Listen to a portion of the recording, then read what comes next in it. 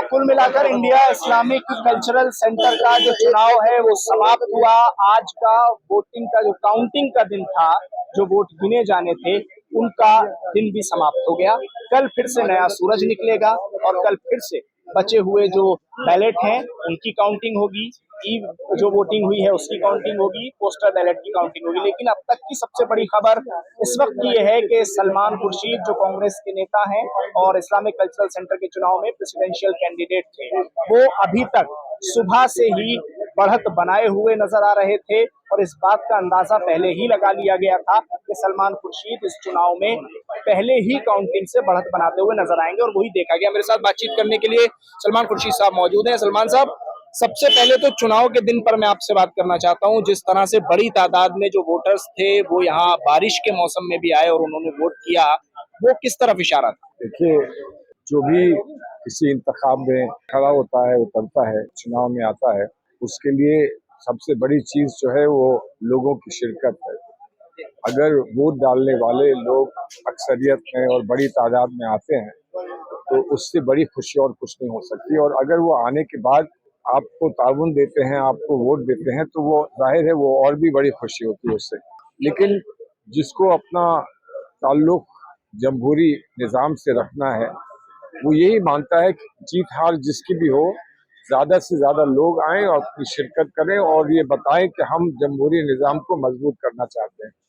मैं समझता हूँ कल ये देखने को मिला, बहुत सारे लोग आए, उसके बाद बारिश हुई।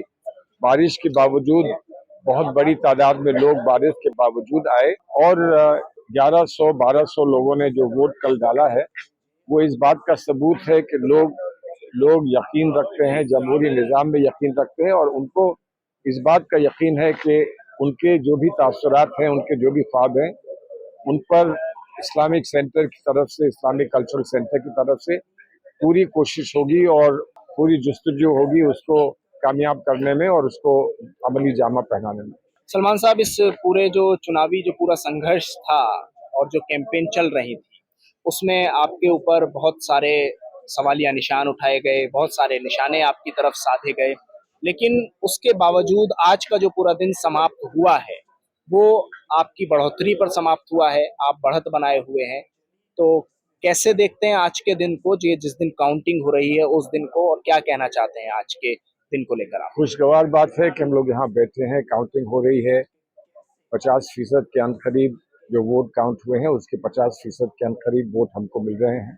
जाहिर है इस बात पर बड़ा इत्मीनान है और इस बात को लेकर एक खुशी का इजहार होना चाहिए। लेकिन खुशी का इजहार सचमुच जब होगा, जब ये फैसला हो जाएगा कि किसको इक़्तिदार में लाना है और किसको जिम्मेदारी सौंपनी है, और उसी दिन से जिम्मेदारी का बोझ कंधों पे आएगा और जिम्मेदारी को पूरा करने का उसी वक्त से कोशिश शुरू हो जाएगी। मैं तो सिर्फ आज इतना ही कह रहा हूँ कि जो भी फैसले होंगे वो जब हो जाएंगे उसके बाद फिर हम इस पर कुछ कह सकते हैं। आज कहना मुमकिन नहीं है, ना ही आज कहना चाहिए।